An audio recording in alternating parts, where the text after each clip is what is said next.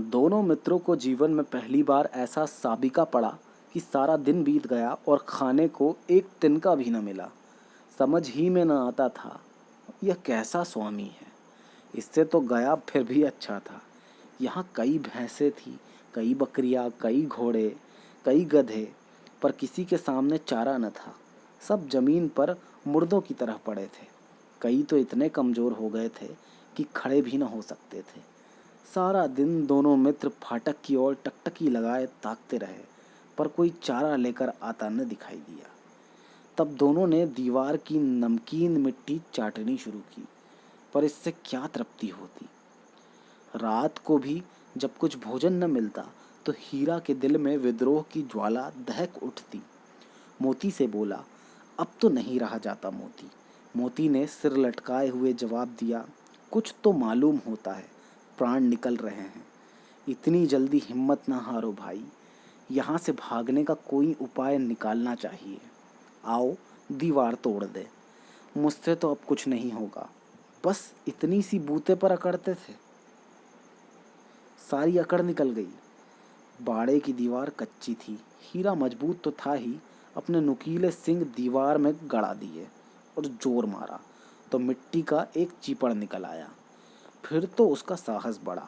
उसने दौड़ दौड़कर दीवार पर चोटें की और हर चोट में थोड़ी थोड़ी मिट्टी गिराने लगा। उसी समय कांजी हाउस का चौकीदार लालटेन लेकर जानवरों की हाजिरी लेने आ निकला। हीरा का उज्जड़पन देखकर उसने उसे कई डंडे रसीद दिए और मोटी सी रस्सी से बांध दिया। मोती ने पड़े पड़े कहा, आखिर मार खाई, क्या मिला? अपने बूते भर जोर तो मार दिया। ऐसा जोर मारना किस काम का कि और बंधन में पड़ जाएं। जोर तो मारता ही जाऊंगा, चाहे कितने ही बंधन पड़ते जाएं। जान से हाथ धोना पड़ेगा, कुछ परवाह नहीं। यूं भी तो मरना ही है।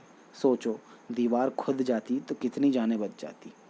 इतने भाई यहाँ बंद है, किसी की देह में जान नहीं है। 2-4 दिन और यही हाल रहा तो सब मर जाएंगे। हाँ, यह बात तो है। अच्छा तो ला फिर, मैं भी जोर लगाता हूँ। मोती ने भी दीवार में उसी जगह सिंग मारा। थोड़ी सी मिट्टी गिरी और फिर हिम्मत बढ़ी। फिर तो वह दीवार में सिंग लगाकर इस तरह जोर करने लगा मानो किसी प्रतिद्वंदी से लड़ रहा हो। आखिर कोई 2 घंटे की जोर आजमाई के बाद दीवार ऊपर से लगभग 1 हाथ गिर गई। उसकी दूनी शक्ति से दूसरा धक्का मारा तो आधी दीवार गिर गई। दीवार का गिरना था कि अधमरे से पड़े हुए सभी जानवर चेत उठे। तीनों घोड़ियां सरपट भाग निकली, फिर बकरियां निकली, इसके बाद भैंसें भी खिसक गई, पर गधे अभी तक ज्यों के त्यों पड़े थे। हीरा ने पूछा, तुम दोनों क्यों नहीं भाग जाते? एक गधे ने कहा, जो कहीं फिर पकड़ लिए गए जाएं तो क्या हर्ज है, अभी तो भागने का अवसर है। हमें तो डर लगता है, हम यहीं पड़े रहेंगे। आधी रात से ऊपर बीत चुकी थी। दोनों गधे अभी तक खड़े सोच रहे थे कि भागे या ना भागे, और मोती अपने मित्र की रस्सी तोड़ने में लगा हुआ था। जब वह हार गया तो हीरा ने कहा, तुम जाओ, मुझे यहीं पड़ा रहने दो, शायद कहीं भेंट हो जाए। मोती ने आंखों में आंसू लाकर कहा, तुम मुझे इतना स्वार्थी समझते हो हीरा। हम और तुम इतने दिनों से एक साथ रह रहे हैं, आज तुम विपत्ति में पड़ गए हो तो मैं तुम्हें छोड़कर अलग हो जाऊं? हीरा ने कहा, बहुत मार पड़ेगी, लोग समझ जाएंगे यह तुम्हारी शरारत है। मोती गर्व से बोला, जिस अपराध के लिए तुम्हारे गले में बंधन पड़ा, उसके लिए अगर मुझ पर मार पड़े तो क्या चिंता। इतना तो हो ही गया कि 9-10 प्राणियों की जान बच गई, ये सब तो आशीर्वाद देंगे।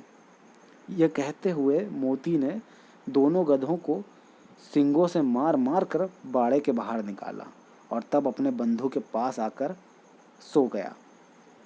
भोर होते ही मुंशी और चौकीदार तथा अन्य कर्मचारियों में कैसी खलबली मची, इसके लिखने की ज़रूरत नहीं है। बस इतना ही काफ़ी है कि मोती की खूब मरम्मत हुई और उसे भी मोटी रस्सियों से बांध दिया गया।